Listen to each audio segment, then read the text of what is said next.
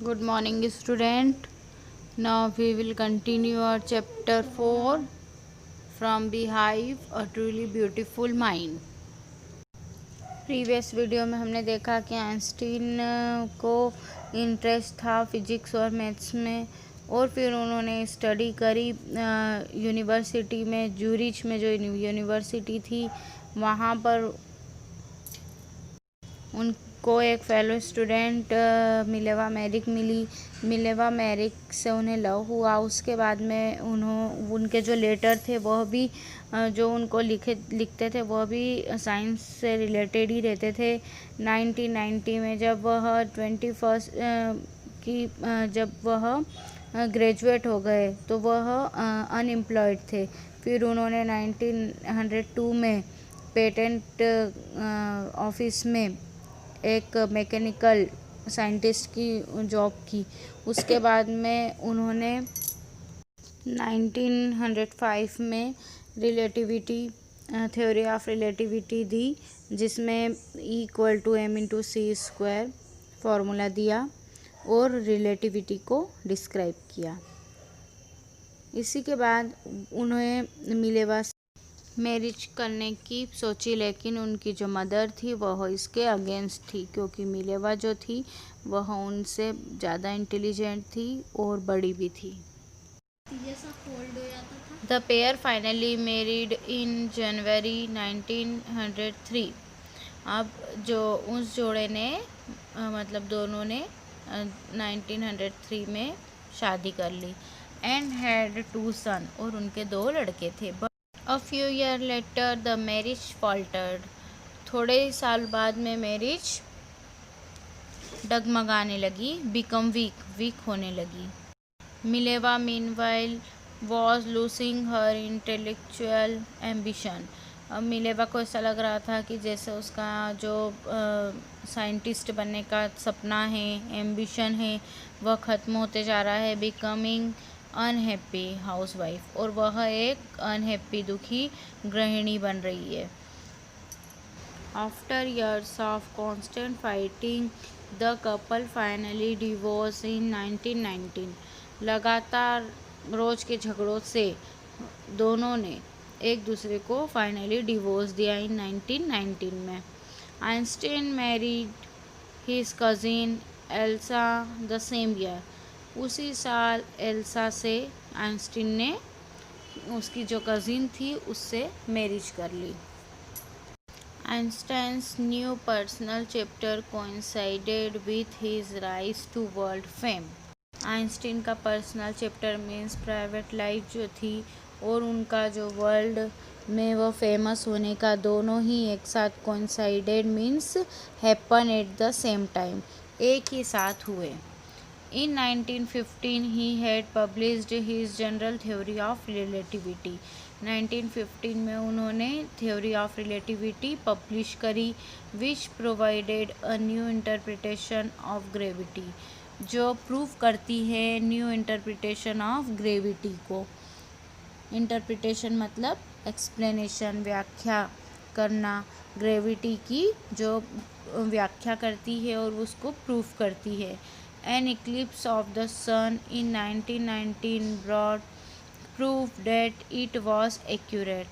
जब eclipse means ग्रहण, जब सूर्य का ग्रहण हुआ इन 1919 में, तो यह जो प्रूफ था वह बिल्कुल एक्यूरेट हो गया। मतलब एक्यूरेट का मतलब होता है करेक्ट हो गया, सही हो गया।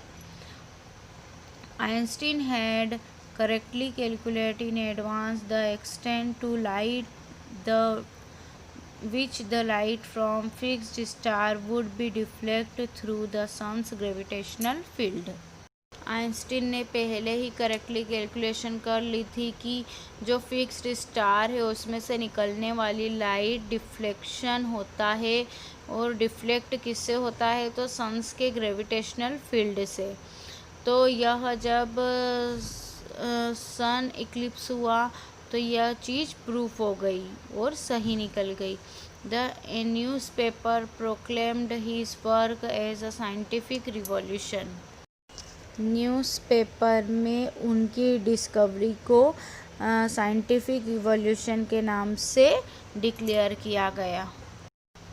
इसमें फ़िज़िक्स का थोड़ा सा हाई लेवल का बताया है, तो आपको तो बस इतना ही समझना है कि जो फिक्स स्टार है उसका डिफ्लेक्शन सन्स के ग्रेविटेशनल फील्ड के थ्रू हुआ। अब हम पॉइंट 13 पढ़ रहे हैं। Einstein received the Nobel prize for physics in 1921। Physics में 1921 में आइंस्टीन को नोबेल प्राइज़ मिला। He was showered with honour and invitations from all over the world and lauded by the press। Einstein जो थे उनको संसार भर में बहुत ही ऑनर, सम्मान और इनविटेशन, निमंत्रणों की झड़ी लग गई। समाचार पत्रों ने भी उनकी बहुत ज़्यादा प्रशंसा की। लॉडेड मतलब होता है प्रेसेस, मतलब प्रशंसा करना। और शॉवर्ड मतलब रेन, झड़ी लगना, तो उनका बहुत ही ज़्यादा प्रचार हुआ। When the Nazis come to power in Germany in 1933, Nazi means हिटलरिटी, मतलब हिटलर की पार्टी वाले। तो जब वह जर्मनी में आ गए 1933 में, तो Einstein emigrated to the United State. तो एमिग्रेट मतलब छोड़कर चले आना। Left his country to settle in another country, अपना देश छोड़कर दूसरे देश में चले आना, तो वो यूनाइटेड स्टेट यूएस में चले गए।